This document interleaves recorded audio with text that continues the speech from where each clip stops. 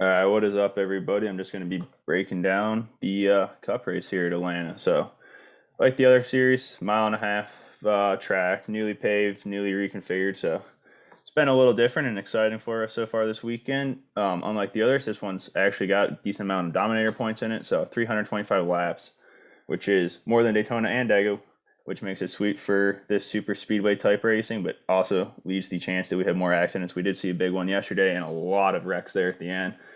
So that makes building a DFS lineup a little interesting to say the least. So we're running the 510 horsepower package, which is the same thing we run at Daytona and Talladega. So we're still going to be focusing mainly on PD this week. So majority of our drivers starting outside the top 20. But that being said, I think it's going to be kind of hard to say any driver is going to be out of play this week. It's all just going to come down to how GPP you want your lineup to be. We saw yesterday that it wasn't necessarily the easiest to practice. The track position became key. So, maybe playing some of those guys that start inside the top 15 or top 10. One will be a way to really differentiate our lines, make them unique, give you a better chance at a takedown, but also um, gives you a better chance at nailing some of those dominators in case we have one or two guys lead a majority of these laps until stuff gets crazy towards the end. Being 325 laps, you could see this like a Talladega or Daytona, just kind of going single file there for a little while. And, whoever's out front's obviously just going to be clocking off all these lap leads and fast laps, and it could become optimal even though they start inside maybe the top 10 or top 5. So it's all just going to come down to how GPP you want. I know we had some luck yesterday just going with a lot of PD. Didn't actually have a takedown, but we were in the green, and if that's all you're going for, then I think that's going to be your best bet. Is just to play it safer with that PD stack to back type mentality you would have from a super speedway. But if you want to kind of risk the biscuit and go for those takedowns and get a little more GPP, I think it'd be probably in your best interest to sprinkle in a guy or two from maybe that top 15, top 12. So I'll just get right into this breakdown here. So we'll start with Kyle Larson. Starts 21st, and we know he's a good driver. Probably going to be pretty popular this week just because he starts farther back, offers you that PD, offers you that safety. If something happens, he's not going to absolutely destroy your line starting 21st. Say, if you started second, like Ryan Blaney did here. Another guy we really like this week in this upper range is going to be Denny. Starts 15th, so he offers you again a little more of that PD, a little bit less. He's not outside that top 20, he's inside that top 15, but he's had a bad year so far this year, but he's arguably probably the best super speedway racer we have in the league. So I think he's be a solid play this week. Moving on down here, we get into Willie B here. We got him at medium starting 12th, and that's just, we don't mind him this week. He's pretty good. He's been pretty consistent all year. Hendrick Motorsports in general has been off to a pretty good year. If you're only building one line, I'd be a little bit hesitant just with him starting 12th there, but I don't think he's a bad play. And then Truex here starting 26th, another driver who had some issues last week. But you're getting a JGR car starting 26, offers you tons of PD. He's probably going to come in pretty high owned. But yeah, so we just have a lot of these guys in this range that we normally would have kind of in that high medium range at low. And that's just a factor of they're just more GPP than we like them to be this week. Most of them starting inside the top 10, which is really going to limit their upside. But if you're playing multiple lines, like I said, I think these are definitely the guys that are giving you the best chance to, potentially dominate this race and get a lot of points. Like Blaney, he starts on the front row. So, if he can get in front of Chase here, Chase on those first couple laps, they go single file. I mean, Blaney could end up leading the whole first stage and just really racking up those points for you. But he also carries a lot more of that risk since he does start on the first row. If something happens, he gets speeding, gets caught in the back, or ends up getting caught up in an accident or something, and he ends up finishing 35th, starting second, he's going to kill your line with that negative PD. It's just all going to come down to how much risk you want to take this week. But continuing on down here, we got Bowman at medium starting 11th, and he's going to be a pretty much the same exact play as Byron. Kind of toss it between the two. If you need the salary, if you're going to go this route, go a little bit more GPP. Maybe jump down to him because he does save you. What's that? $600 there. Starting one position farther up. Brad's probably going to be pretty popular today. He's generally a pretty good super speedway racer. We saw him run really good at Daytona earlier this year. Starts 24th, so he offers you that PD we're looking for, and his price comes in a little deflated as opposed to like a Truex, a Hamlin, Kyle Larson. And now getting down in this kind of 7K and below range, this is where, I think you're going to find yourself on a lot of guys this week. They just kind of have the right salary and the right starting positions for us. So I don't really hate anybody in this 7K range. We're going to prefer Stenhouse and Christopher Bell just because they offer you a little bit more of that PD.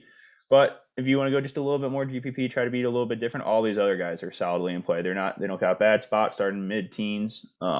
Someone like a Bubba, he's had a kind of an up and down season, but we see him always seem to run pretty well in the super speedways. He's won at Talladega before. Him starting 19th is kind of puts him in that weird spot where it's not like that super PDP or super PD stack the back type play, but it might limit his ownership a little bit. So you could get a really good super speedway racer who ran pretty good here in practice at a little bit lower ownership when that's all it could take. When everyone's running these guys that are starting 20th on back, it might be a weird line, but there's a lot of people end up on the same line because of that, because everyone's trying to just pay the best PD play they can. So starting someone like a Bubba or an Austin Dillon, who typically run well on these type of tracks, starting those mid-teens where they still offer some PD, still potentially have the ability to win. We've seen the guys like that win before. So they offer you that upside coming in a little bit deflated ownership. So now moving on down to 6K range, kind of the same deal. We like McDowell and Harrison Burton. McDowell's always a factor when you get to these tracks where drafting is really important. We've seen him win at Daytona before, starts 29th, offers you tons of PD, probably coming a little bit higher around just as he's won. Another guy like last week that we like, Harrison Burton, didn't really work out for us last week, but because of that, being set with the formula, he starts 31st. He just had a horribly unlucky year this year so far.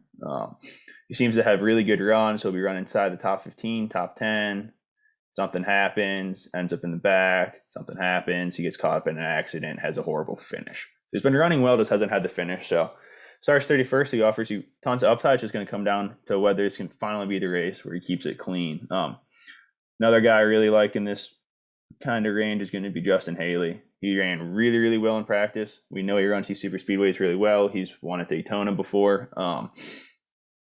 So he's a really good super speedway racer. These Kala cars are pretty damn good, especially for this price range. Offers you some PD starting 22nd, but there's a real good possibility I could see him ending up in the top 10 this week. Another guy, kind of same deal, Eric Jones. We've seen him running amazing this year. Kind of one of the bigger surprises this season. These petty GMS cars. He's been running really good this year, showing some really good speed. Just hasn't quite got the finishes, whether that's him just being a little over aggressive at the wrong time or just kind of wrong place, wrong time. But another guy that offers you a little bit of that PD, maybe comes in a little bit under owned as compared to some others. Way to differentiate yourself a little bit.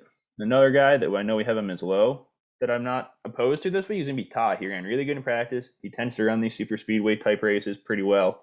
The only thing with him is he starts 18th, so he doesn't have all of that upside that some of these other guys do. But again, probably coming pretty low owned, comes in at a pretty big discount if you're trying to get Larson, Hamlin, Truex. This guy could really help you do it. So we don't love it. We don't necessarily hate it either. And then moving down in this punt range, I don't think any of these guys are going to be out of play this week for you. They all start pretty far back. I mean, Todd, because he's been running pretty damn well this year, starts 25th, which is kind of going to limit his upside for us this week, but he's off to a great year. I will have to say his worst finish so far this year was at Daytona, but that's just I'm sure that was just a factor of what happens at Daytona. Wrong place, wrong time, and your day's over. So I wouldn't say he's out of play, but he's probably my least favorite out of this group this week, just because he does start the highest up. But these other guys like Gregson, he's in that awesome equipment, running that college cars. The team tends to run pretty well together, works together really well. He has more track time than most of the other guys running this week. Just the fact that he ran some of the other races. David Reagan, another guy who really likes this style of racing. Starts 35th, so he really can't hurt your line. And he could, starting so far back, is one of those guys that could really benefit you when if stuff goes south. And then Corey LaJoy, kind of same deal, runs here pretty well. But I think any of these guys really in play when they start this far back. They can't really hurt your line all that well, but can benefit from if stuff gets a little bit crazy. So that's really all I have for you guys this week. Like I said, I don't really think anyone's out of play. It's just going to be a matter of how GPP you want to go. I think the safest thing to do is going to be stack the back, maybe sprinkle in one of those kind of teens guys or two of those teens guys. We want to get really GPP. I'm sure the optimal line is going to have probably someone who starts inside the top 10 because they're going to be the most likely to dominate this race, get a bunch of points there, and have the potential to win this race. So it's just a matter of how much risk you're going to want to take on. We've kind of seen all the different series this week running a little bit different here. It definitely seems to be running like a super speedway track, but it just seems a little bit more difficult to pass. And yeah, but I'm curious to see how this race goes, just because we saw the Cup cars in practice were moving around a lot more. So if that holds true with this race, it could be a very exciting race, lead for some more passing, things to get a little bit interesting. But if you guys want to see the spreadsheet, we'll have it posted over on our Twitter at FastCarsFM. Please like and subscribe to this video. We've had some incredible support this year already. We're growing like crazy. We're on the path to 1,000, so just hit that subscribe button and help us get there. Like this video, leave a comment, it really helps us with the algorithms and everything. So good luck, everybody. And if you got any questions, just send us a message on this video with a comment or send us a message on the Twitter. All right, good luck, everybody.